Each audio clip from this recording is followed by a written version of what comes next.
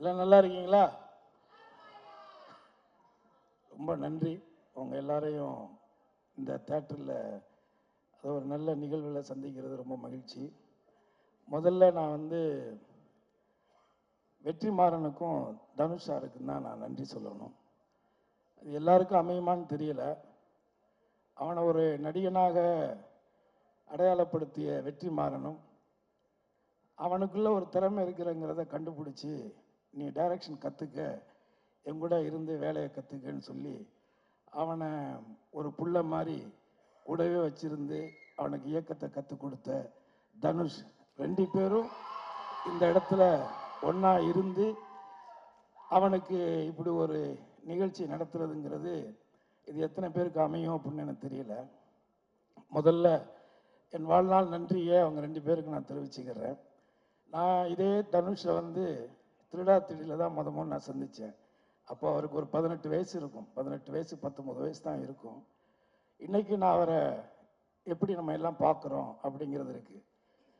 அன்னைக்கு இதே தனுஷ் அன்னைக்கு இருந்த சூழ்நிலையில் அன்னைக்கு காதல் கொண்டேன் படம் ரிலீஸ் ஆகலை. ஆனால் காதல் கொண்டனுடைய பர்ஃபார்மன்ஸை பார்த்துட்டு நான் அவங்க அண்ணன் டைரக்டர்கிட்ட ஃபோன் பண்ணேன். நீங்கள் ஒரு இந்திய சினிமாவுக்கு, தமிழ் சினிமாவுக்கு ஒரு மிகச்சிறந்த நடிகனை கொடுத்துருக்குறீங்கன்னு தான் நான் சொன்னேன். இதை காதல் கொண்டேன்ல சொன்னேன். ஆனால் இன்னைக்கு இந்த சின்ன வயசில் இந்தியாவிலேயே 2 நேஷனல் அவார்டு வாங்கின ஒரு நடிகர்னா அது தனுஷ் மட்டும்தான்.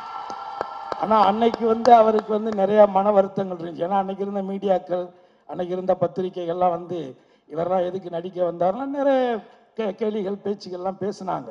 ஆனால் அன்னைக்கு நான் சொன்னேன், இதே மாதிரி சில நடிகர்கள், குறிப்பாக விஜய் போன்ற நடிகர்கள் கூட சொல்லியிருக்காங்க இந்த பத்திரிகைகள்.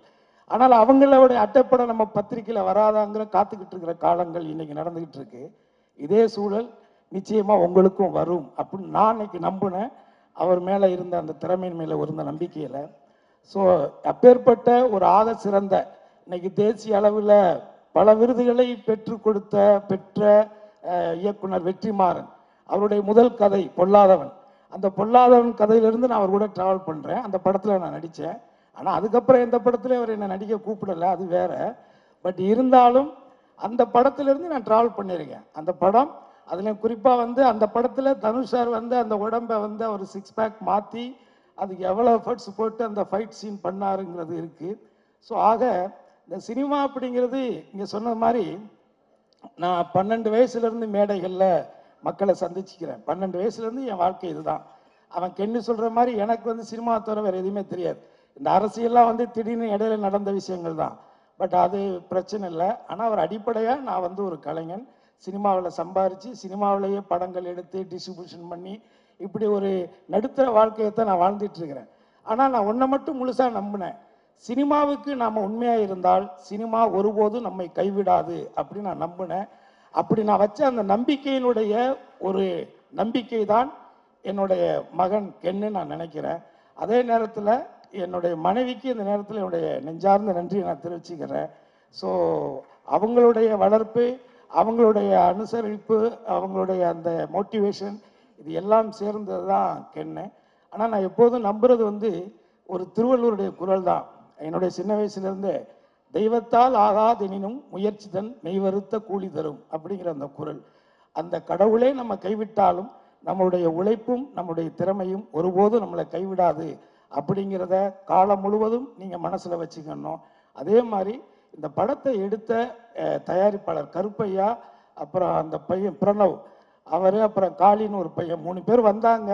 அதில் ஒருத்தர் வெளியேறிட்டார். பட் அவங்க 2 பேர், அவங்க அம்மா எல்லாம் சேர்ந்து ஒரு புது பசங்க, நீங்கள் இவங்க எப்படி பண்ணுவாங்க அப்படின்னு நம்ம இந்த 25 வருஷத்தில் நல்ல விஷயங்களை விட கசப்பான விஷயங்கள் தான் அதிகமாக சினிமாவில் கற்றுருக்கிறேன். அப்போது நான் அவங்களை நம்பிக்கை இல்லாமல் நான் யோசிக்கும் பொழுது அந்த பசங்க ரொம்ப கேஷுவலாக, இல்லை அங்கிள் நான் பண்ணிடுவேன் அங்கிள் அப்படி மாதிரி சொன்னாங்க. ஆனால் நான் ஒன்றை மட்டும் சொல்கிறேன், ஒரு 100 படம் எடுத்த கம்பெனி கூட இந்த அளவுக்கு சிறப்பாக ஒரு படத்தை எடுக்க முடியாது. அந்த அளவுக்கு இந்த சின்ன வயசில் ரொம்ப அனுபவமாக, ரொம்ப நேர்த்தியாக, உண்மையாக அவங்க ஒர்க் பண்ணியிருக்காங்க. அதே நேரத்தில் நான் இன்னொன்று சொல்லிடுறேன், இந்த 25 வருஷத்தில் நான் அந்த சினிமாவில் யாருக்கிட்டே நான் எதுக்காகவும் போய் நின்னதில்லை. ஒருவேளை இந்த படங்கள் வெளியிட்டது பண்ணது இந்த டிஸ்ட்ரிபியூட்டர்கள்ட்ட வேணால் போய் நின்றுருப்பேன். அதை தாண்டி நான் வேறு யார்கிட்டையும் போய் வாய்ப்புக்கோ அதுக்கெல்லாம் போய் நின்னதில்லை. முதல்ல வாய்ப்பு நம்ம கேட்கிட்டோம்னாலே ஒரு நடிகன் வந்து வாஷ் அவுட்டு தான். அது திறமையின் அடிப்படையில் இந்த கேரக்டர் பண்ணால் நல்லா இருக்கும்னு வந்தால் தான் உண்டு. ஏன்னா நான் அதிகமாக நடித்த படங்களில் ஹீரோக்கள்லேயே வந்து நான் அதிகமாக நடித்தது தனுஷ் கூட தான். நிறையா படங்கள் நான் தனுஷ் கூட மட்டும்தான் நடித்தேன். ஆனால் அவர் கூட நான் நடித்த 16 வருஷம் ஆயிடுச்சு. அதுக்கப்புறம் இப்போ நான் கரையில் நடிச்சிருக்கேன். அந்த கரையில் அவருக்கு அவார்டு கிடைச்சிச்சுன்னா எனக்கும் கொடுத்தாகணும், இல்லைன்னா நான் கவர்மெண்ட் சென்ட்ரல் கவர்மெண்ட் மேலே செம வெறுப்பாயிருவேன். ஏன்னா நான் அதை பிஜேபியை திட்டுறேங்கிட்டுன்னு சொல்லி கொடுக்காமலாம் அவாய்ட் பண்ணிடக்கூடாது, கொடுத்தே ஆகணும். அந்த விதத்தில் நான் யாருக்கிட்டையுமே பெருசாக எதுக்கும் போய் நின்னதில்லை. ஆனால் என் லைஃப்பில் ஃபஸ்ட் டைமாக இவன் நடிக்கணும்னு முடிவெடுத்ததுக்கு பிறகு நான் வந்து இதுக்கு ஒரு லவ் படம், லவ் சாங்ஸ், நல்ல சாங்ஸ் வேணும் அப்படிங்கிற பொழுது நான் நேரடியாக ஜீவியை ஒரு ஷூட்டிங்கில் தான் போய் பார்த்து, இது மாதிரி என் பையனை வச்சு பண்ணுறேன் தம்பி, நீங்கள் தான் பண்ணி கொடுக்கணும் அப்படின்னு நான் கேட்டேன். எனக்கு என்ன சம்பளம் கொடுப்பீங்கன்னு அவர் கேட்கல. இன்றைக்கி நீங்கள் என்ன சம்பளம் வாங்குறீங்கன்னு எனக்கு தெரியும், ஆனால் நிச்சயமாக என்னால் அதை கொடுக்க முடியாது.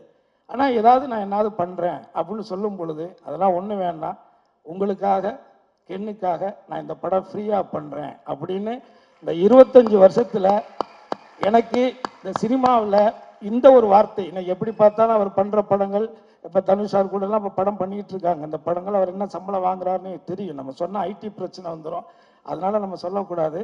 பட் இருந்தாலும் இது வந்து ஒரு வாழ்நாளில் நம்ம வந்து அவருக்கு நன்றியோடு இருக்கணும்.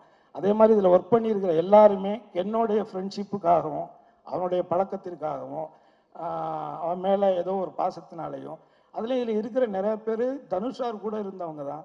ஸோ அவங்க எல்லாருமே தனுஷார் மூலமாக தான் இவனுக்கு அவங்களெல்லாம் தெரியும். இப்படி எல்லாருமே சேர்ந்து இதில் வந்து அவனுக்கு ஒரு சப்போர்ட்டாக இருந்திருக்கிறீங்க.